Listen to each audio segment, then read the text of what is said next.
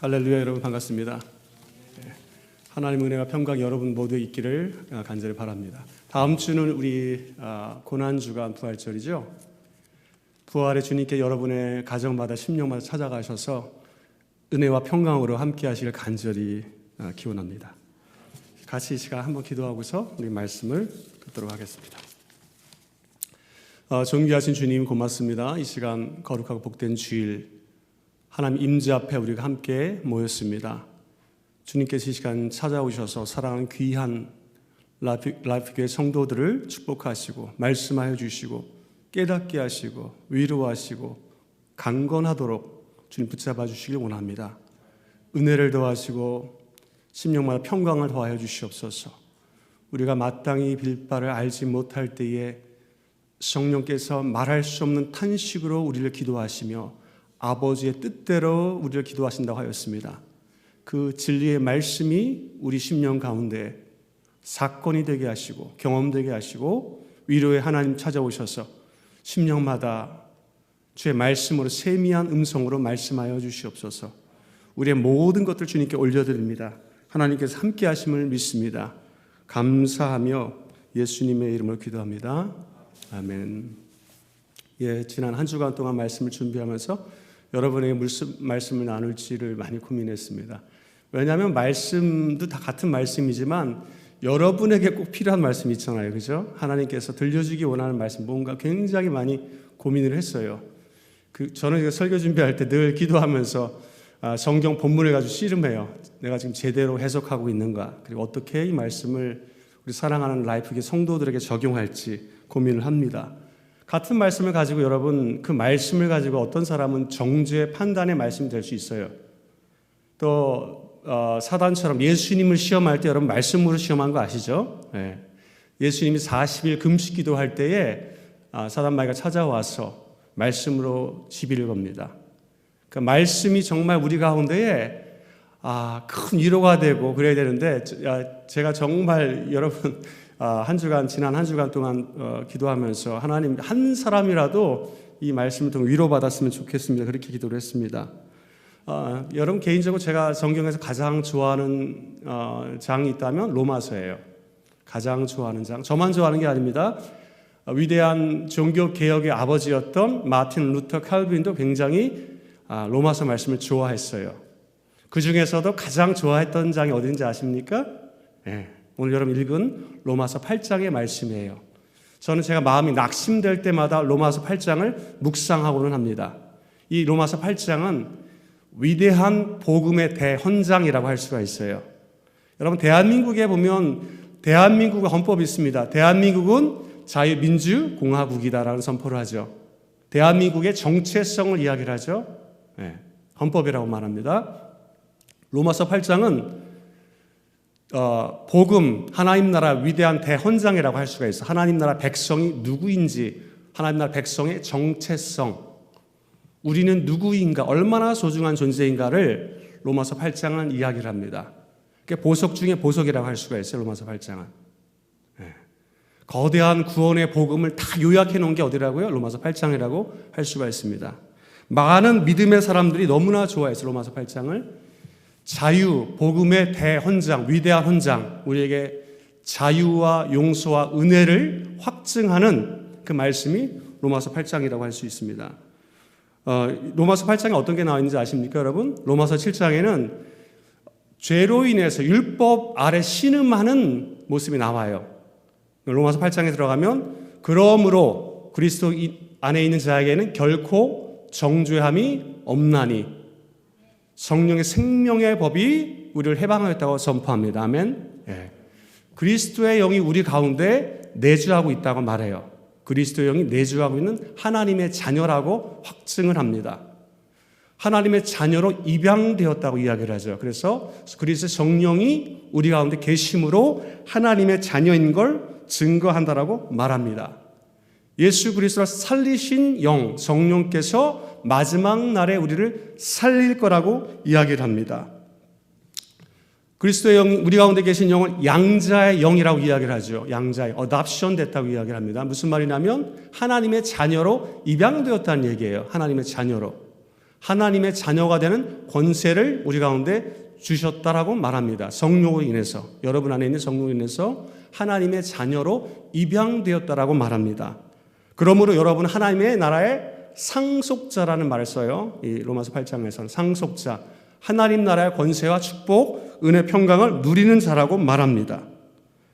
또 뭐라고 말합니까? 우리 가운데 계신 성령께서 우리를 위해서 우리가 때로는 기도할 바를 알지 못할 때, 낙심할 때에, 탄식할 때에, 신음할 때에 위로와 평강을 우리에게 주신다고 말씀합니다. 하나님의 뜻대로 부르심을 입은 우리에게는 합력하여 선을 이룬다고 말씀합니다. 하나님 택하신 여러분을 향해서 내가 너희를 의롭다 하고 거룩하다 하였고 너희를 불렀고 너희를 마지막 날에 영화롭게 할 거라고 이야기를 합니다. 하나님 우리 편이기 때문에 어느 누구도 우리를 대적할 수 없다고 약속하고 있습니다. 하나님의 택한 자를 누가 송사하리, 누가 고발할 것인가, 누가 하나님의 사랑에서 끊을 수 있는가라고 말을 합니다. 하나님의 끊을 수 없는 사랑, 영원한 사랑을 로마서 8장은 이야기를 합니다. 여러분은 의롭게 되었습니다. 믿으시기 바랍니다. 여러분은 그리스도 안에서 거룩한 자녀가 되었습니다. 하나님께 이미 여러분을 영화롭게 하였다고 말씀하고 있습니다. 하나님의 구원의 놀라운 축복과 경륜, 이 거대한 구원의 놀라운 대서사시가 지금 로마서 8장에 기록되어 있어요. 정말 이 로마서 8장은 다이아몬드 같은 정말 너무나 빛나는 성경 전체에서 또 로마서에서 가장 빛나는 곳이 로마서 8장이라고 할 수가 있습니다. 그런데 여러분 오늘 읽은 말씀 보면 피조물의 탄식, 그리스도의 탄식, 성령의 탄식을 이야기를 합니다. 우리가 예수를 믿게 되면 우리 안에 늘 기쁨과 감사, 평안이 있습니까? 어떠세요? 항상 all the time I'm so happy, peaceful 이런 분 있습니까? 없어요. 그런 경우는 존재하지 않습니다.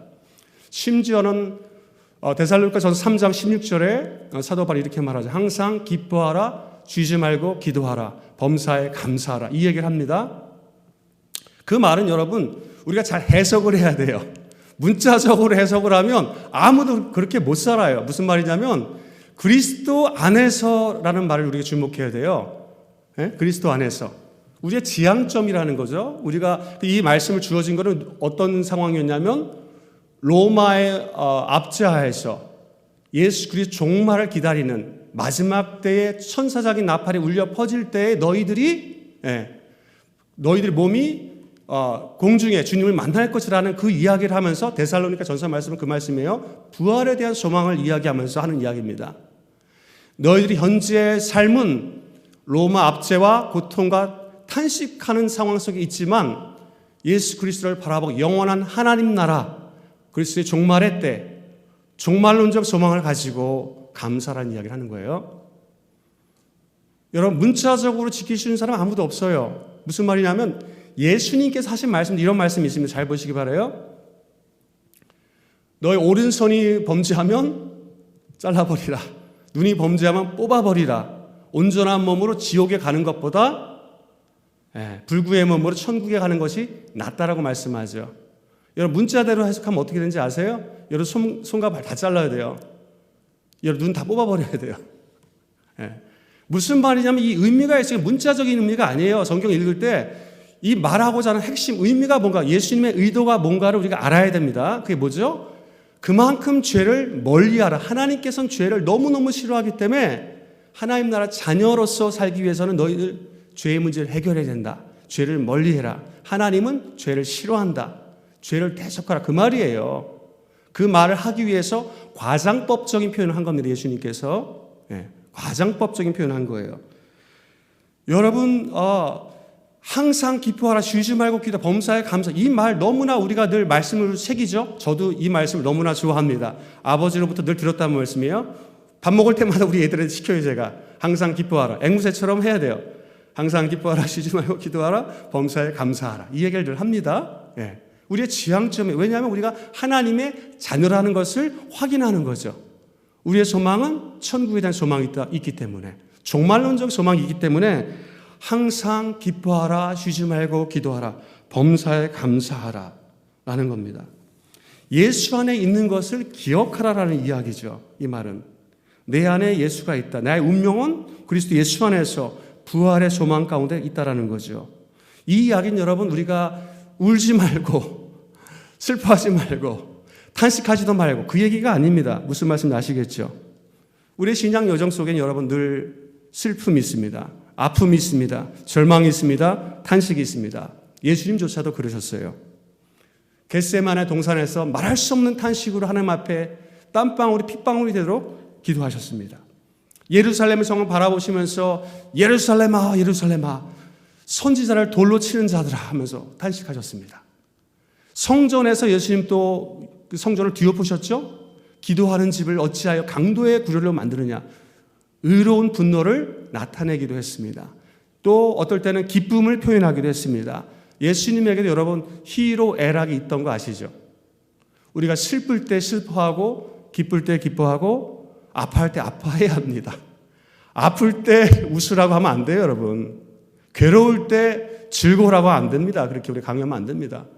왜 그렇습니까, 여러분? 그런 과정을 지나면서 우리가 결국 그건 하나님 자연스러운 감정이 우리 가운데 있는 예수님조차 겪었던 사도 바울조차 겪었던 하나님 앞에 가지고 나가는 것이죠, 그거를.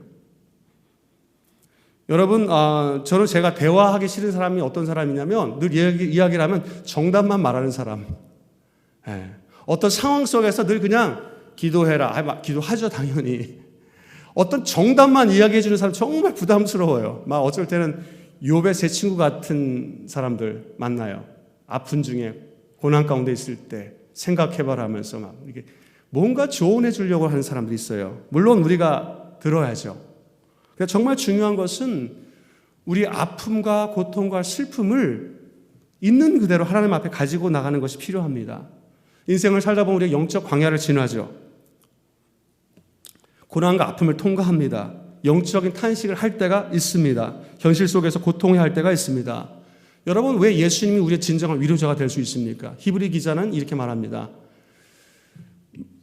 예수 그리스도께서 육체로 계실 때에 말할 수 없는 탄식으로 눈물과 통곡으로 하나님께 간구를 기도를 올려드렸다라고 말합니다. 예수님 아세요. 우리의 고통을 아세요. 인간을 사셨기 때문에 버림당한 게 뭔지 슬픔이 뭔지 절망이 뭔지 탄식이 뭔지 예수님 다 겪으셨습니다. 알기 때문에 예수님만이 참 위로자가 될 줄 믿습니다. 여러분, 우리의 인생 가운데 늘 행복한 거 아니죠. 행복을 꿈꾸면서 우리가 결혼합니다. 아직 결혼 안 한 우리 형제자매도 있는데 어떤 마음으로 결혼할까요? 로맨스를 꿈꿉니다. 영원히 행복할 줄 압니다. 그 환상은 얼마면 깨질까요? 2, 3년이면 깨져요. 그죠? 네. 네. 몇 년 지나면 깨집니다. 결혼이라는 게 늘 행복이 목적이었는 줄 알았는데 그게 아니구나. 로맨스가 전부인 줄 아니구나라는 걸 알게 돼요. 더 많은 사랑이 필요하구나. 더 많은 용납과 용서가 필요하구나. 하나님께서 결혼이라는 제도를 주셨을 때 행복하라고 주신 거 아니에요. 성경에 그렇게 안 나와 있어요. 너의 몸을 그저 서로 간에 복종하라. 남자 여자가 서로 간에 복종하라. 그리스도께서 자기 전부를 내어준 것처럼, 그죠? 자기 몸을 내어준 것처럼 섬기라고 이야기를 해요. 행복하라고 그 얘기가 아니고 그리스도께서 자기 몸을 생명을 내어준 것처럼 내어주라고 얘기를 해요. 이 남편과 아내를 향해서. 그죠? 행복하려고 결혼하니까 싸우는 거예요, 사실은. 결혼하고 나면 어떤 일이 있습니까? 슬픔도 있죠. 아이들 키우다 보면. 아이들 이쁘잖아, 어릴 때는. 자라다 보면 이제 말 안 듣고 사춘기, 방황하다 보면 부모로서 이제 탄식도 하게 되고 절망도 하게 되고 또 기도할 수밖에 없는 상황들을 직면하곤 합니다. 여러분, 그리스도인은 탄식하면 안 될까요? 낙심하면 안 될까요? 아파하면 안 될까요? 현실 속엔 늘 슬픔과 아픔이 있습니다. 때로는 절망적인 현실로 가득합니다. 여러분, 예수를 안 믿는 사람도 그걸 알아요, 사실은. 불교에서 고타마 시타르타, 붓다죠. 붓다가 그 중요한 세상을 발견한 중요한 원리 중에 하나가 뭐냐면 이 세상 고통의 바다라고 이야기를 해요. 그죠? 고통의 바다. 예수 믿지 않는 사람, 타 종교에서 누구나 다 압니다. 이 세상은 뭐로 가득하다고요? 고통으로 가득하다. 아픔과 상처로 가득하다라고 말합니다. 여러분 잘 아는 마더 테라사 수녀 있죠. 인도 캘거타의 빈민들의 성자라고 성녀라고 이야기를 합니다. 늘 따뜻한 웃음으로 배고픈 사람들, 고아들, 과부들, 어려운 사람들을 섬겼어요. 늘 평안과 기쁨과 안정감으로 또 사랑으로 충만했을 것 같습니다. 마더 테레사의 모습을 보면 천사의 모습 같아요. 그가 87세에 죽게 되었는데, 소천했는데 그 일기장이 좀 나중에 발견되었습니다. 그 마더 테레사의 일기장을 발견하고 카톨릭 교황청에서 많은 사람이 충격에 빠졌어요. 너무나 큰 충격과 혼돈에 빠졌습니다. 마더 테레사 마음속에 극도로 불안함과 절망감들, 외로움들, 하나님의 부재에 대한 고통, 나는 지금 웃고 있지만 내 미소 뒤에는 무수한 고통을 숨기고 나는 마치 웃음 짓는 광대 같다, 이런 얘기를 해요. 놀랍죠? 나는 즐겁게 섬기는 것 같았지만 나는 너무나 고통스럽다라고 이야기를 합니다. 하나님의 부재로 인한 고통을 이야기를 합니다. 하나님이 나를 원하시는 건지, 진짜 하나님이 계신 건지, 하나님의 실존을 의심합니다. 그러나 여러분, 믿음이 없어서 의심하는 게 아니에요. 마더 테레사가 고통의 표현이에요. 고통의 표현, 아픔의 표현입니다. 문자 그대로 보시면 안 돼요. 그만큼 고통스럽고 아프고 절망스럽고 탄식할 수밖에 없다라는 이야기입니다. 로마서 8장 22절 말씀에 피조물이 다 탄식하며 고통하는 것을 우리가 안다라고 이야기를 하고 있어요. 모든 피조물이 탄식하고 있다라고 말합니다. 현재의 고난을 이야기해요. 현재의 고난, 고통, 현재의 고통, 죄로 인한 고통, 로마의 통치 아래서 자유를 빼앗긴 고통, 피조물이 무엇인가를 고대하고 있습니다. 피조물이 허무한 데 굴복하고 있다라고 이야기를 합니다. 썩어짐의 종로로 돼서 해방되기를 원한다라고 이야기를 합니다. 모든 피조물이 탄식하며 고통한다라고 22절에 말씀하고 있습니다. 여러분, 우리의 삶은 어떻습니까? 이 고통의 문제는 사도 바울만의 이야기가 아니에요. 하나님 말씀대로 살지 못하는 고통, 내 실존적 현실적인 고통. 로마서 9장에 보면 내 민족, 하나님 언약 백성이 하나님을 떠난, 하나님을 버린 그 고통, 하나님 내가 너무나 내 동족을 바라볼 고통스럽습니다라고 탄식을 합니다. 로마서 9장에는. 여러분, 코비드-19이 터지면서 수많은 질문이 있었어요. 하나님 어떻게 하여 이렇게 이런 고통과 아픔을 우리 현실 속에 지금 2020년, 21년, 22년 우리에게 허락하셨습니까? 어떤 분은 종말론적인 사인으로 보기도 합니다. 영적인 긴장과 각성이 있었어요. 더 이상 코로나 이전은 잊어버려라. 뉴 노멀을 이야기를 했죠. 이게 지금 2년간 장기화되었습니다. 지금 6차 웨이브까지 지금 오고 있다고 하는데, 장기화되면서 가정과 교회가 흔들리고 있어요. 코로나 블루, 블랙, 옐로우 다 나왔죠. 레드, 뭐죠? 우울증, 자살, 가정 불화 이론이 늘고요. 2년간의 시간 동안 문 닫는 교회들이 많아졌어요. 이민교회, 한국교회 할 거 없이 비상사태였습니다. 성도들이 교회에 더 이상 나오지 않아요. 유튜브 기독교, 카톡 기독교가 되어버렸어요. 기독교 크리스천 컨슈머들이 많이 늘었어요. 교회 위기, 신앙 위기 상황 가운데 가고 있습니다. 경제 위기입니다. 인플레이션입니다. 주택 문제, 렌트 문제, 폭등하는 집값, 가스스테이션에 거의 $2에 육박하는 값비싼 기름값, 어떻게 살아야 하는지를 서바이벌 문제를 이야기를 합니다. 이 문제가 가시기도 전에 또 어떤 문제 터졌죠? 우크라이나 전쟁이 터졌어요. 예측 불가한 상황입니다. 핵전쟁이 멀리지 않아요, 사실 여러분. 지금 푸틴이 옆에, 수행원 옆에 지금 핵가방 들고 다니는 거 아세요, 여러분? 지금 전쟁이 지금 아웃 오브 컨트롤로 가고 있어요, 지금. 그 지금 도대체 어떻게 되려나, 그런 두려움과 탄식이 지금 유럽을 지배하고 있습니다. 강타하고 있습니다. 전 세계적인 두려움들, 탄식과 절망의 상황들, 한국의 정치 상황을 봐도 그렇죠. 한국의 상황들. 캐나다의 상황은 어떻습니까? 여러분의 현실은 어떻습니까? 모든 피조물이 탄식하며 하나님의 아들의 나타남을 고대한다라고 이야기를 합니다. 현실을 보면 여러분, 믿지 않는 사람 하나님이 어딨냐라고 말해요. 하나님의 부재를 이야기합니다. 하나님의 통치가 어디 있냐라고 질문합니다.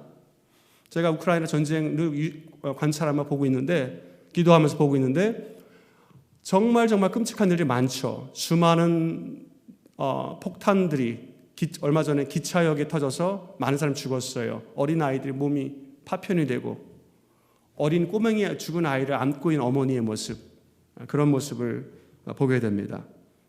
정말 말할 수 없는 고통의, 절망의, 슬픔의 역사 속에 살아가고 있습니다.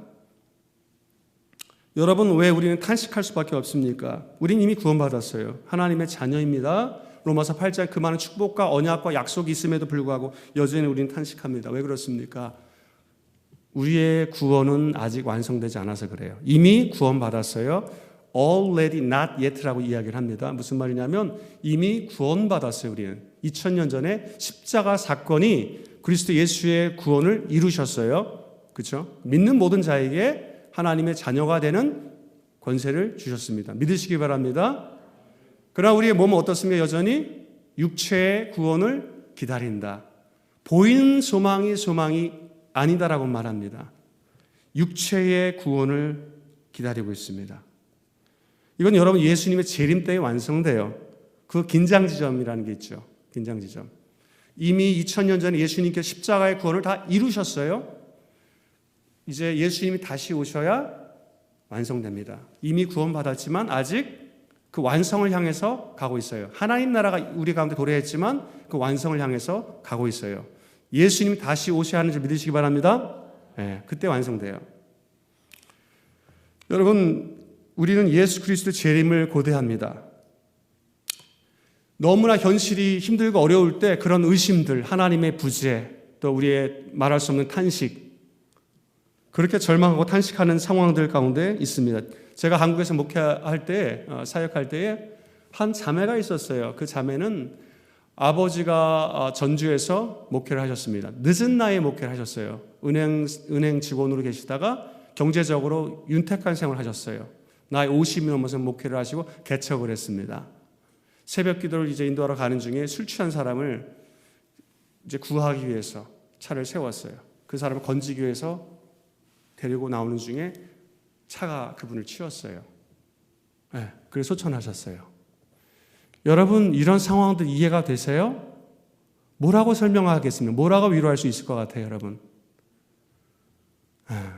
하나님 어떻게 이런 상황이 존재할 수 있습니까? 하나님이 계신데. 그 자매는 그 어머니가 너무나 충격에 빠지셔가지고 한동안 교회 가는 것도 싫으셨다 그래요. 너무나 힘들어서, 현실을 받아들이기 힘들어서 늦은 나이에 주님께 헌신하고 인생 전부를 드렸어요. 그런데 아버지가 갑자기 그 어려운 그 술 취한 사람을 구하기 위해서 도로변에 차를 세우고 건지러 왔다가 차에 치였다는 거예요. 그래서 소천하셨어요. 그 자매도 말할 수 없는 충격 때문에 한동안 힘들어했어요. 그 제가 책을 하나 권해줬어요. 무슨 책인지 아세요? 책 제목만 들어도 좀 하나님 당신께 실망했습니다. 그 책을 제가 권해드렸어요. 필립 얀시의 책입니다. 하나님 당신께 실망했어요. 그 이야기는 뭔지 아세요? 하나님 그래도 이 정도는 봐주셔야지. 이 정도는 하나님 책임져 주셨어야 되는데 하나님 이거 너무한 거 아니에요. 이런 거죠. 사실 마음속에. 하나님이 계시기 때문에 그런 절망과 아픔, 탄식을 이야기하는 겁니다. 필립 얀시의 책을 마지막은 뭡니까? 우리가 몰라요. 다 고통과 고난, 이 땅의 절망, 탄식, 아픔들 다 몰라요. 하나님의 섭리를 다 모릅니다. 우리가 아는 것은 뭐죠? 이 세상은 잠시라는 거죠. 이 세상은 잠시. 우리가 머무는 곳 잠시. 영원한 하나님의 나라 안에서 우리가 해석하지 않으면 어떤 것도 해석이 되지 않습니다. 예수님의 재림이 없다면 어떤 것도 해석이 되지 않습니다. 때로는 우리는 슬퍼합니다. 절망합니다. 탄식합니다. 그럴 수밖에 없어요. 믿음 없어서가 아니라 하나님을 신뢰하기 때문에 그런 탄식을 할 수밖에 없는 것입니다. 23절 말씀에 그리스도의 탄식을 이야기합니다. 성령의 처음 익은 열매를 받은 우리도, 성령의 처음 익은 열매를 받은 몸의 구속을 기다리고 탄식한다라고 이야기를 합니다. 몸의 구원을 기다린다. 여러분, 육신의 고통에서 우리 자유하지 않습니다. 코비드에 걸리면 살까요? 죽을까요? 죽어요. 죽어요. 좀 이상한가요? 이렇게 말하니까. 정필도 목사님 소천하셨어요, 여러분. 수영역교회 집회 인도하시고 연세에, 고령의 나이에. 때론 죽어요. 죽을 수 있어요. 죽으면 천국 가요. 그리고 얼마 전에 소천하셨어요. 여러분이 죽음은 절망과 고통이 아니죠. 그죠? 부활이 있기 때문에 죽음 너머의 부활과 영광이 있기 때문에 절망은 절망이 아닌 거죠. 그리스도인에게 절망은 똑같이 우리 절망해요. 그러나 절망으로 끝나지 않아요. 우리는 슬픔으로 끝나지 않습니다. 고통으로 끝나지 않습니다. 하나님께서 우리를 부활의 영광으로 인도하실 줄 믿습니다. 여러분, 눈에 보이는 소망, 눈에 보이는 것을 판단하면 어떤 것도 해석이 되지 않습니다. 믿음의 눈으로 바라봐야 해석이 돼요. 이번 주 금요일 날 한국에 방문하신 어느 장로님 네 분이 있어요. 이분은 수술을 최근 10년 동안 암 수술을 7번이나 했어요. 이번에 한국 갔다 오시면 신장을 제거해야 합니다. 또 그 아내 되시는 권사님은 뇌출혈로 죽을 뻔했어요. 수술 2번이나 했어요. 이분도. 이분의 할아버지가 한경지 목사님이세요. 통합 측의 한경지 목사님이세요. 믿음의 가문에 태어나서 하나님을 예배하고 경외했습니다. 근데 이 장로님은 7번이나 암 수술을 해야 됐고 이번에는 신장을 제거해야 합니다. 이 권사님은 뇌출혈로 죽음의 문턱을 몇 번이나 갔다 왔어요. 생명을 연장시켜 주신 걸 감사하고 있어요. 그리고 탄식하며 아파하면서 때로는 목사님 이번 방문이 두렵습니다. 두려울 수 있어요, 여러분. 그걸 뭐라고 하면 안 돼요. 두려운 걸 갖고 왜 믿음이 없나라고 말하면 안 돼요, 여러분. 아파하는 사람 보고 왜 아파하냐고 말하면 안 돼요. 아픈 건 아픈 거예요. 그거를 하나님께서 만져주셔야 되는 거예요.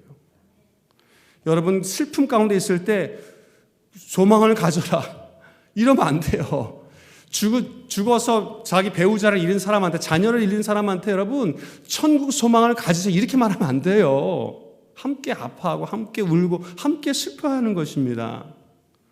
사랑하는 성도 여러분, 시편 22편 말씀에 이렇게 기록되어 있어요. 저는 시편을 굉장히 좋아해요. 왜냐하면 시편에는 여러분 솔직히 하나님과 관계가 그대로 드러나 있어요. 그래서 C.S. 루이스라는 분은 이 시편을 뭐라고 말하는지 아세요? 영혼의 거울, 영혼의 치료약이라고 말하기도 합니다.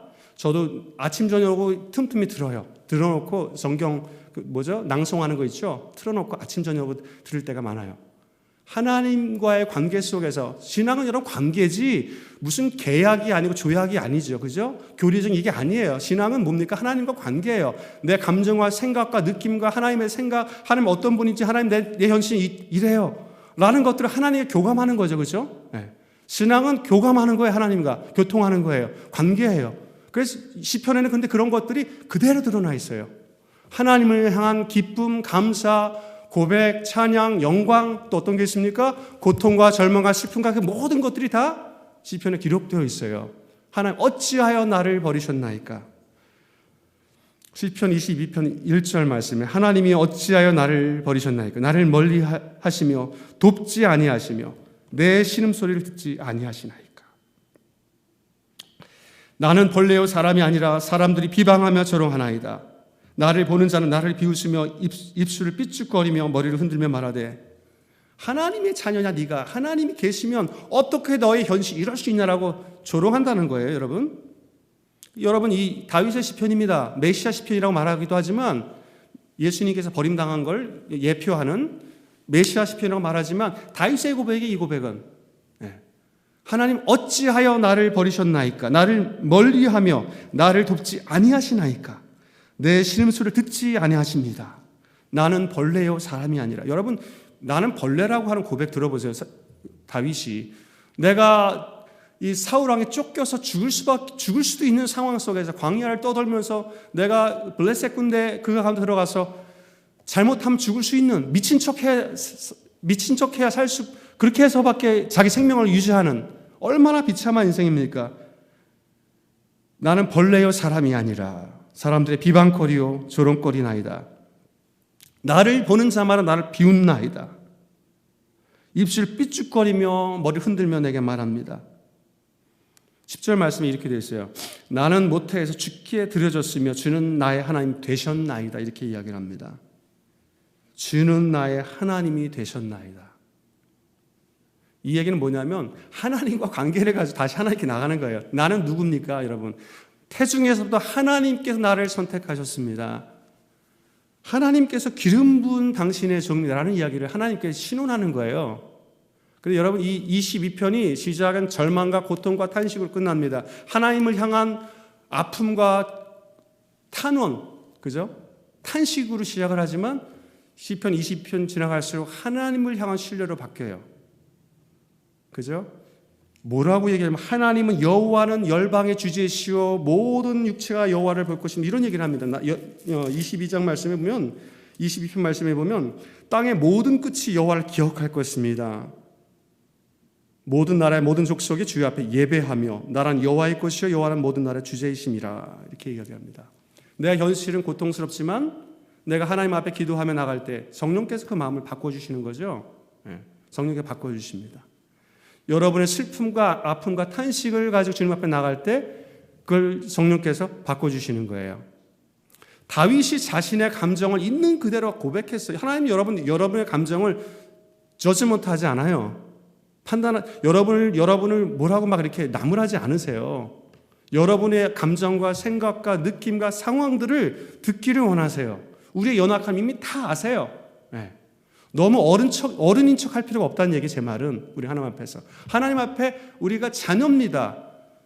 우리가 양자형, 하나님을 아버지라고, 아빠라는 말이죠. 아버지라 부를 수 있는 특권이 있어요. 아빠라는 말. 하나님, 아버지. 아빠, 아버지. 우리가 탄식하며 고통하며 아픔과 슬픔을 하나님께 토로할 때에 하나님 들으신다는 거죠. 여러분, 우리의 탄식과 절망이 거기서 끝나지가 않아요. 그렇기 때문에 우리가 소망이 있는 거죠. 뭡니까? 성령의 탄식 때문에 우리가 소망이 있는 거예요. 성령의 탄식. 26절 말씀 한번 보시기 바랍니다. 26절 말씀 다 함께 같이 보기 바랍니다. 26절 시작. 이와 같이 성령도 우리의 연약함을 도우시나니 우리는 마땅히 기도할 바를 알지 못하나 오직 성령이 말할 수 없는 탄식으로 우리를 위하여 친히 간구하시니라. 마음을 살피시는 이가 성령의 생각을 아시나니 이는 성령이 하나님의 뜻대로 성도를 위하여 간구하심이니라. 아멘. 저는 이 말씀 볼 때마다 얼마나 큰 위로가 되는지 몰라요. 여러분의 마음, 여러분의 배우자 모릅니다. 여러분의 친구가 모릅니다. 여러분의 자녀가 이해하지 못합니다. 조금 부분적으로 알 수는 있어요. 여러분이 아파하고 슬퍼하며 탄식할 때에 여러분을 위해서 기도하는 분이 있다는 거 아세요? 물론 우리 라이프교회 성도들이 기도할 줄 믿습니다. 더 중요한 것은 뭐냐면 여러분 안에 누가 있다는 거예요. 성령께서 말할 수 없는 탄식으로 너희를 위하여 친히 간구하시니라. 여러분을 위해서 기도하는 분이 있다는 거예요. 여러분 안에, 여러분 심령 안에. 그분 성령 하나님께서 하나님 아버지의 마음을 알아요. 또 여러분의 마음을 알아요. 그렇죠? 여러분의 마음을 정확하게 합니다. 성령께서는 전부 하나님의 아버지의 마음을 정확하게 알아요. 아버지의 뜻대로 친히 기도하십니다. 간구하십니다. 여러분의 마음을 알고 여러분의 탄식을 합니다. 누가요? 성령께서. 성령께서 말할 수 없는 탄식으로 우리를 위해 신음하며 기도한다고 되어 있습니다. groan이라는 말, 탄식하며 아파하며 신음하며 여러분이 느끼는 고통과 아픔을 동일하게 느낀다는 거예요. 이것 때문에 여러분 우리에게 소망이 있는 거예요. 때로는 여러분 기도할 힘도 없어요. 어쩔 때는 힘들면, 그죠? 찬양도 나오지 않을 때가 있습니다. 찬양하는 것도 싫을 때가 있어요. 아프다고 비명을 지르고 싶은데 그것도 그 힘조차 없을 때가 있어요. 눈물만 날 때가 있습니다. 하나님 차라리 내 생명을, 이런 고백하는 분도 계세요. 차라리 죽는 게 낫습니다. 하나님. 막 이런 고백을 하는 경우도 있다는 거예요. 여러분, 사방으로 우겨쌈을 당하고 때로는 억울한 일을 당하고 전실이 나를 고통스럽게 할 때에 혹은 내 자신 스스로 내가 실망하고 낙심해서 넘어질 때도 있습니다. 그럴 때에 성령 하나님께서 말할 수 없는 탄식으로 우리의 기도하십니다. 우리의 마음을 아시고 감찰하시는 그분께서 여러분의 기도하십니다.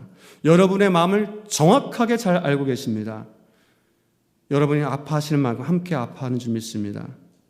여러분, 우리의 탄식은 고통으로 끝날 수도 있지만 성령의 탄식은 우리의 참 소망과 위로가 됨을 믿습니다. 그래서 우리 안에 갑자기 말할 수 없는 용기와 소망이 샘솟기도 합니다.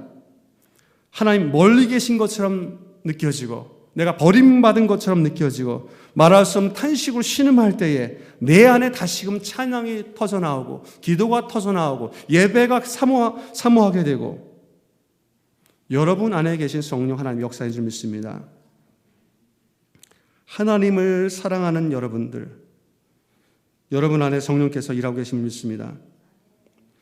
성령이 하나님 뜻대로 여러분을 위해 간구하고 계심을 믿습니다. 저는 오늘 여러분께서 그 확신 하나를 가지고 가기 바랍니다. 내가 말할 수 없는 어려운 상황 속에 어느 누구도 이해할 수 없는 그 상황에 있을 때에 내 안에 계신 성령께서 나를 위해 기도하고 있다는 겁니다. 오늘 이 시간 성령 하나님께서 여러분 안에 이미 역사하심을 믿습니다. 우리 하나님의 자녀로 부름받았고 예수 그리스도의 재림을 고대하고 있습니다. 여러분, 이 로마서 8장 그렇게 끝나요. 여러분들 하나님께 미리 택하셨고 미리 정하셨고 부르셨고 의롭다 하셨고 여러분 영원롭게 하십니다. 하나님이 우리를 위하시면 누가 우리를 대적하리요. 그 아들과 함께 모든 것을 우리에게 주신 분께서 이 모든 것들을 너에게 주시지 않겠느냐. 하나님께 택한 자들을 누가 고발하리요. 누가 정죄하리요. 하나님 우편에 앉아 계신 주님께서 우리를 위해서 간구하신다라고 말씀하고 있습니다. 어느 누구도 그리스도 예수의 사랑에서 끊을 수 없느니라.